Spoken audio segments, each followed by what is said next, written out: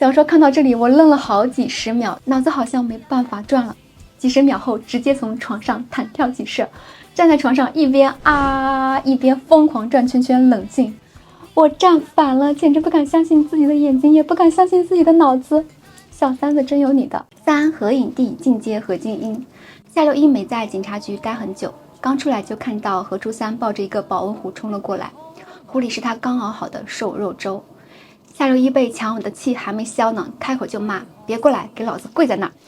何初三抱着保温壶，老老实实的就要跪。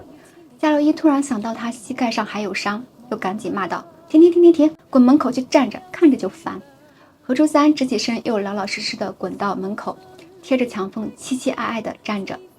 何初三这个时候还是涉世未深的单纯白领，联想从小听过的故事，脑补出无数夏大佬被严刑拷打的画面，心疼的要死，不怕死的靠过去抱紧夏六一，真真切切的说：“六一哥，你没事就好，我很担心你。”一句话搅得夏六一心里煎熬翻滚，心脏仿佛被虫咬一般，细细密密的疼。他不知道自己在挣扎什么，也不知道自己在忍耐什么。他现在不敢幸福，小满和青龙的仇还没报，他没有资格，他不敢、不能、不应该去开始新的恋情，更不应该跟何初三开始。何初三出身清清白白，有着光明的未来，而自己却背负着沉重的过去，还有那么狭隘的将来，他根本看不到他们的结局。可是他又舍不得推开，何初三的拥抱太温暖了，暖到他没有力气推开。何初三抱着他道歉，说自己之前不该强吻。夏六一说：“下次再敢乱来，打断你2条腿。”何初三老老实实摇头，端正态度认错说：“再也不敢了，六一哥，下次亲之前一定先跟你说，就像这样。”然后嘴唇又一次附了上去。这一次他没有被推开，被亲吻的人闭上眼，第无数次纵容了他的胆大妄为。唇舌缠绵间，何初三想起了2年前的那个深夜。当时他问夏六一为什么不能承认，不敢面对那段感情。他问的是对青龙。当时夏六一揉了揉他的脑袋说：“你不懂，这里面有太多的身不由己。”现在何初三已经懂了那些身不由己，因为爱情就是这样身不由己的事儿啊。这次亲吻之后，2个人算是开始恋爱了，只是这恋爱谈的有点委屈。何初三第3天就被公司召唤走了，然后就是1个月连轴加班，见不到人，只能一边在公司敲键盘，一边磨磨唧唧的抱着电话说情话。六一哥，我想你了。六一哥，你今天刷牙了没有？六一哥，听起来你也很想我啊。气得夏六一1天刷1次大哥大，挠2次床，1个月刷坏了3支牙刷，还气鼓鼓偷偷摸摸去牙科诊所做了1次美牙护理。就在一片鸡飞狗跳的忙碌中，何初三升职了，但是他却说不想干了，试着问夏六一：“要不我来你公司做事吧？”半年前，夏六一还处心积虑的想把何初三网罗到自己公司，让这个金融系高材生帮自己做事儿。现在听何初三试探性的话，却犹豫了。他不想让身家清白的何初三趟进他这滩浑水里。夏六一的担忧没有错，没过多久，何初三就被对家黑帮乔也绑走了。夏六一接到电话时脸沉如水，一连吃了3口牛杂，一口接一口，很重的咀嚼，但一句话也不说。看到他这种状态，崔东东很诧异，他没有想到夏六一这么看重何初三，默默在心里嘀咕：“小三子，你可争点气啊！你要是再没了，几10公里外的废弃仓库，小三子正不负所望，正在努力争气，充分发挥自己金融精英的优势，忽悠乔爷的几个手下，一个个金砖数亿，不要钱的往外抛。”一夜过去，2名混混4只眼睛被忽悠成了4盘蚊香，一人手里拿着一张写着密密麻麻生财之道的香烟纸，如获至宝。其中一个还亲热地攀着何初三的肩膀说：“何顾问啊，你说了这么多，要是你等会被我们大佬杀了，我们跟谁买去？”何初三趁机用手里的铅笔狠狠扎向混混的后背，偷袭成功。何初三不要命的逃命，一边跑得气喘吁吁，一边反省自己最近忙于工作，连太极拳都没有顾得上练，体力跟不上，真是要人命啊，要人命！跟大佬谈恋爱，心理素质和生理素质都得过关啊！这次逃命，何初三右腿摔骨裂，被英明神武、正直帅气的谢警官送进医院。病房里，何初三正看着天花板发呆，房门被一脚踹开，是夏六一。何初三结结巴巴地说：“六一哥，别打，我头受伤了。”结果夏六一大手一挥，抓住何初三的衣领，拎起他脑袋就吻了上去。被啃得喘不过气的何静一发出越来越虚弱的呻吟。跟在后面冲进来的崔东东赶紧转身堵住房门，说：“都散了啊，都散了啊，看什么看？黑社会清场。”何初三在医院里躺了不到2个小时，就被连人带石膏一起打包运回了黑社会的老巢夏大佬的家里。六一哥主动亲他了耶，成功登堂入室了耶。何初三躺在夏六一的床上，忍不住举起双手朝着天花板比了2个耶，干得好，阿三，谢谢你，乔爷。夏六一这时候正好开门进来，何初三光速收回手挡眼，装作被窗外阳光晒醒的迷迷糊糊样，带着睡腔说：“六一哥和阿三，你真的很绿茶哎。”崔东东也来凑热闹，给夏六一送了一包东西，里面是一包各种款式的安全套和润滑油，还热情贴心的解释，那个蓝瓶的油最好用，清爽，泡沫少。不过你要是喜欢泡沫多的，那就换那个绿瓶。夏六一黑着脸就要把东西扔出窗外，崔东东在后面急得跳脚说：“哎，套子扔了也就算了，那油扔了你肯定得后悔。”后来崔东东也把这包东西送给了何初三，我们阿三当场就娇羞一笑说：“谢谢东东姐，嘿嘿。”一点都不辜负崔大姐头的心意。夏六一铁青着一张脸回家了。回到家吃饭，和阿三吃一口看他一眼，一腔深情用大佬的脸下饭。吃完饭借口受伤，让夏六一帮他洗澡，洗着洗着手就贴上夏六一的脸，嘴巴往他嘴唇上凑。夏六一在嘴巴被碰到前说：“扑街仔，我一天没有刷牙。”何初三可怜巴巴地问：“当然是装的，那怎么办？我想亲你。”夏六一看着他影帝上身演戏，老脸通红的扔下搓澡巾，刷牙去了，还扔给何初三一个情侣款杯子和牙刷。5分钟后，2个人坐在浴缸前，边腻腻歪歪的亲了又亲。洗完黏黏糊糊的亲亲澡，夏六一把何初三扛回自己床上。睡觉的时候，何初三贼手贼脚想去贴近他六一哥，直接被吼让他滚远点。但没关系，我们阿三脸皮厚如城墙，仗着自己受了伤，挨打几率不高，又再接再厉的蹭上去，却听到夏六一半梦半醒的呢喃说：“我半夜翻身会压伤你。”何初三愣住了，看着夏六一的背影发呆，眼睛酸涩胀闷。他不知道自己被绑架的1天1夜里，夏六一经历了什么，只是从医院里那个凶狠而粗糙的吻里，他觉察到夏六一抑制不住的颤抖，还觉察到夏六一的惊惧与狂喜，但情绪汹涌的远远超乎他的意料。他是真的不知道他在夏六一心里已经走到了这样的地步。他就像一只蹲在大灰狼门口唱小肚子乖乖的兔子，一边哼歌一边偷偷探头探脑，想找机会登堂入室，却不料大灰狼早已不耐烦地将他拽进了屋子，上了锁，靠在自己的心里。意识到这一点的时候，何初三心里涌上一阵狂热，但在狂热过后又是一阵后怕。如果这次他没能找到机会逃走，如果没能被警察救走，如果他受了重伤甚至死掉，这对夏六一何其残忍。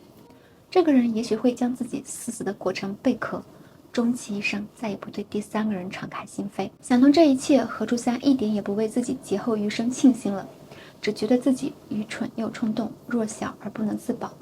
他要的是把夏六一拉出这片不见地的淤泥，而不是成为他的累赘，将他拖得更深。何初三在夏六一那里养伤住了1个多月，深刻意识到夏六一是如何将黑帮大佬的私生活过得跟屎一样的。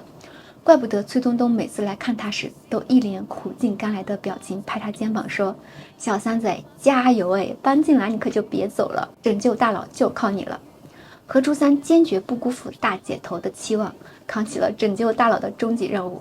夏六一喝酒，何初三就收起酒瓶，然后在他炸毛之前说：“六一哥，我腿受伤不能喝酒。”夏六一还是炸毛了，说：“你不能喝酒关我屁事儿。”话还没骂完就被何初三掰着脑袋亲了。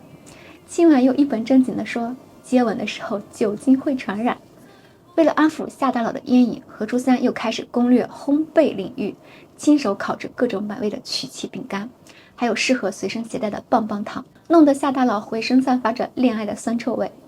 谈恋爱的同时，何初三也没有忘记拯救大佬计划。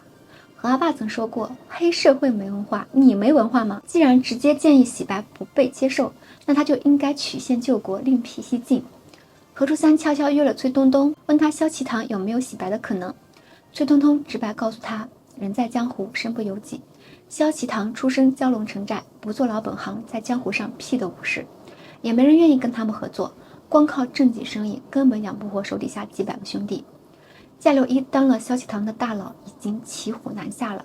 何初三看着窗外的海面，脑海里闪过一个念头：既然是骑虎难下，那如果砍了老虎的腿脚，拔了老虎的牙，夏六一还能骑什么？晚上，何初三做了一个梦，梦见自己追着夏六一去了泰国庙宇森立的千佛之地，夏六一的身影隐没在石墙之后。他想追上去，却被缭绕的檀香迷了眼。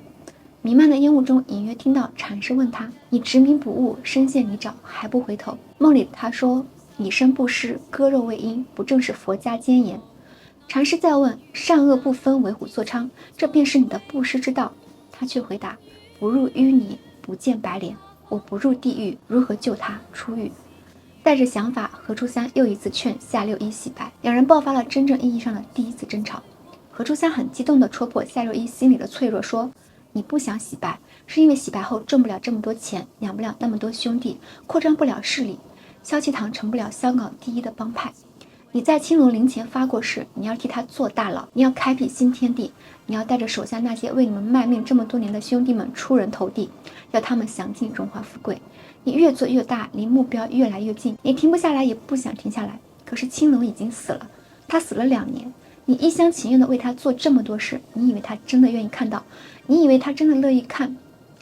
话还没说完，就被夏六一吼着打断了，让他闭嘴，赶他下车。下车前，何初三说：“六一哥，我不在乎，我不在乎你的过去，不在乎我们是不是2个世界的人，不在乎我是不是在你心里连青龙的一根头发也比不上。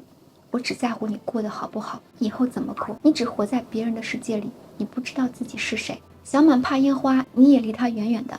他喜欢青龙，你就让给他。青龙死了，你替他做大佬，你替他们活着。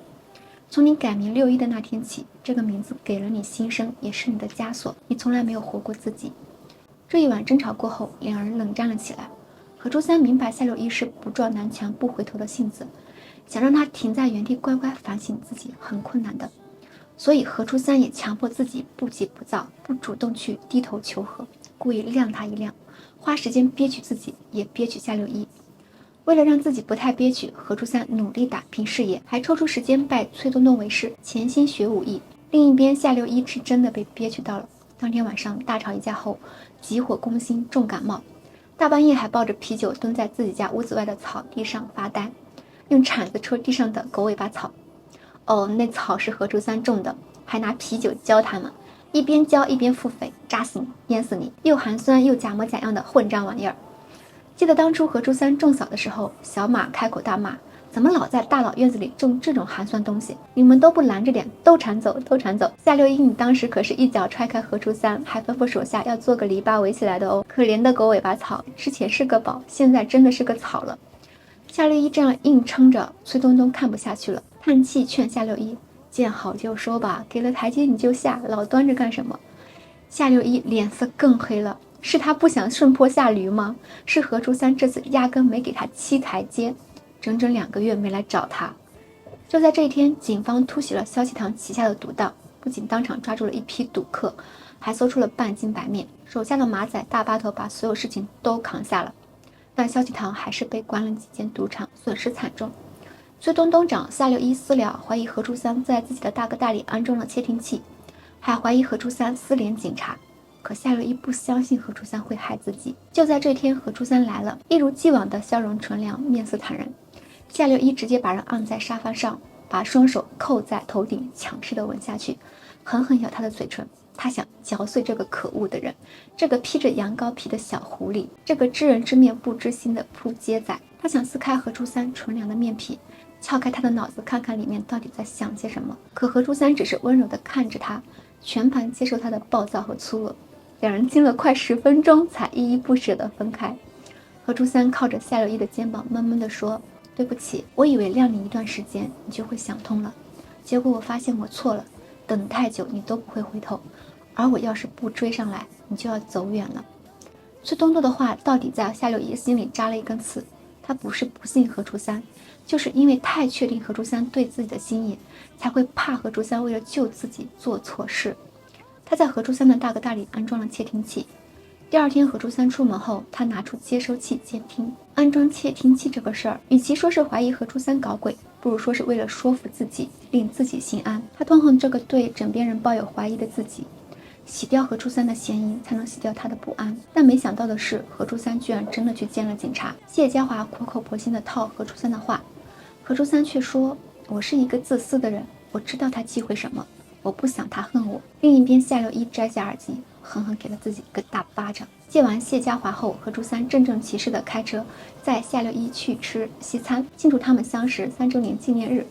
餐桌上，何初三自顾自地表明心意：“六一哥，你知道，当初我从麻袋里出来看到你，心里的第一个想法就是，这就是黑社会吗？怎么会这么靓仔？后来你让我写剧本，老坐在我桌上吃牛杂，我经常一边看一边想，这屁股真小真圆，真想提起来蘸酱酿酿。我可能天生对男人感兴趣，又对你一见钟情，所以初见面才对你这么有好感。跟我在一起吧，六一哥，我爱你。”说完，又郑重地拿出一个精致的小盒子。夏六一老脸微红地掰开盒子，然后当场绿了脸。盒子里只放了一个劣质玉佛。六一哥，你到底在期待什么？是戒指吗？送完玉佛，何初三又带着夏六一到自己新家。夏六一傲娇地摆架子说：“太小了，别想我会住。”一边骂骂咧咧，一边蹬着跟何初三一模一样的情侣拖鞋往卧室里去。一进卧室就呆住了，墙上挂着一幅半人高的海报，是一个年轻女孩朝着镜头开心的笑，是小满。当初清朗小满死时，别墅也被烧了，夏六一连一份念想都没能领住，现在何初三帮他找回了这份念想。夏六一猛地关掉屋里的电开关，在一片黑暗中把何初三摁到了床上，大床发出暧昧的吱嘎声。夏六一骑在何初三身上，粗鲁地拽着他的头发，急切地啃咬着他的唇，凶狠的动作简直称得上狼吞虎咽。书里这么描述夏六一的心境，说他在这一天怀疑了何初三，监听了他。如果当时他听到何初三真的出卖了他和他的兄弟们，他甚至不能确定自己会不会对何初三涌起杀意。而何初三一无所知的爱他，一无所知的将这一天计划成一个隆重的节日，一无所知的为他筹谋着这个温馨的小家。这个干干净净、清清白白，又是大好前程的名校大学生，为他不惜违背原则底线，不惜违背良知道德，不惧怕危险，也不惧怕他们的将来。内疚、悲伤、懊悔、后怕，这些复杂而矛盾的情绪充斥着他的心，令他无所适从。他只能下意识地用这样激烈的方式去表达，去释放。这该死的扑街仔，这总是狠狠揪扯着他的心的扑街仔。被亲吻的何初三却是另外的心境，他在想，他早已预见了夏六一看到海报之后的感动，然而夏六一的反应远比他想象来的激烈，这让他的胸口疼得发慌。他此刻多么后怕与庆幸，他的确曾在崔东东电话里装下窃听器，但并没有用上，也并没有拨打那个出卖大巴头的电话。他的确计划从大巴头入手，一步一步瓦解萧其堂的地下生意，让夏六一除了洗黑入白之外无路可走。崔东东善谋，小马擅藏，都很难抓住把柄，只有大巴头头脑简单，警戒性不高。但在实施计划的最后一刻，他犹豫了。他对谢警官说的都是他的心里话，他有所忌讳，他怕夏六一恨他，永不会原谅他。这个看似冷傲强大的男人，冰冷强硬的外壳包裹着的是一颗敏感破碎的心。这颗心经历过那么多的苦痛与被爱，再也承受不起他任何的背叛与算计。不管他出于怎样的初衷，他得到的只会是怨恨与绝望。夏六一很可能会头也不回地离他而去，将灵魂彻底沉浸于污秽，再无法挽回。小说读到这里，真的是深深吸了一口气，又深深叹了一口气，还深深松了一口气。真的很害怕何初三背叛六一。幸好啊，幸好！热烈亲吻摩擦中，何初三起反应了，尴尬的准备去浴室自己解决。